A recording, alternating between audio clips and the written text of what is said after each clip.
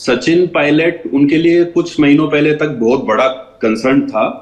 25 सितंबर के बाद जो कुछ हुआ उसके बाद एक स्थिति ऐसी आई कि अशोक गहलोत जो थे वो खलनायक की तरह सामने थे हर तरह से, और उनको सोनिया गांधी से माफी मांगनी पड़ी। जब खड़गे और माखन यहाँ जयपुर आए, विधायक दल की बैठक हुई और वो एक तरह से कहा गया कि भाई सचिन को मुख्यमंत्री के रूप में प्रोजेक्ट कर दिया जाएगा, और फिर इस्तीफे हो गए विधायकों के।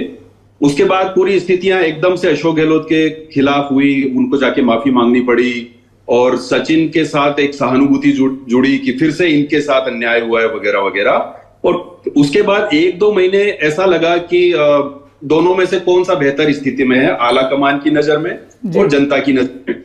उसके बाद से अशोक जी ने बहुत सारा अपना फोकस अपने काम पे किया। हालांकि वो बीच बीच में बयान देने से नहीं चूकते थे और हम मानते थे कि अगर सचिन कुछ बोलता है तो 24 घंटे में अशोक गहलोत का कोई बयान आएगा, अशोक जी कुछ कहते हैं तो 24 घंटे में सचिन बोलेंगे, बस 24 घंटे का एक पीरियड होता था।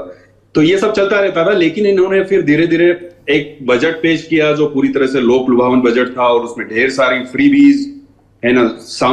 एक सामाजिक सुरक्षा पे इनका जोर रहता है अशोक जी का लगातार कि सामाजिक सुरक्षा देना जो है वो सरकार का काम है, लेकिन उसकी आड़ में या उसके नाम पर बहुत सारे फ्रीबीज और सब कुछ।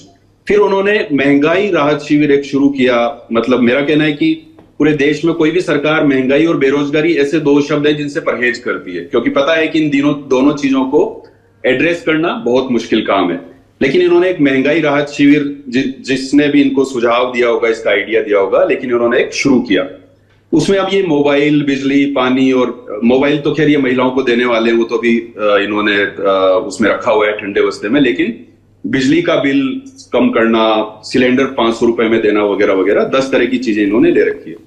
तो अशोक जी यही करते रहे कि जब जब मौका मिला तो सचिन को जवाब देते रहे। खासतौर से जब जब राहुल गांधी का राजस्थान में दौरा होता था तो उस समय एकदम टाइमिंग वही रहता था, कोई ना कोई चीज ऐसी बोलते थे। जैसे हाल में अभी उन्होंने ये कहा कि भाई मेरी सरकार तो इसलिए बची कि वसुंधरा जी जो थी वो अड़ गई कि भाई पैसों के बल पे विधायक नहीं खरीदे जाने चाहिए, गलत है, अनएथिकल है।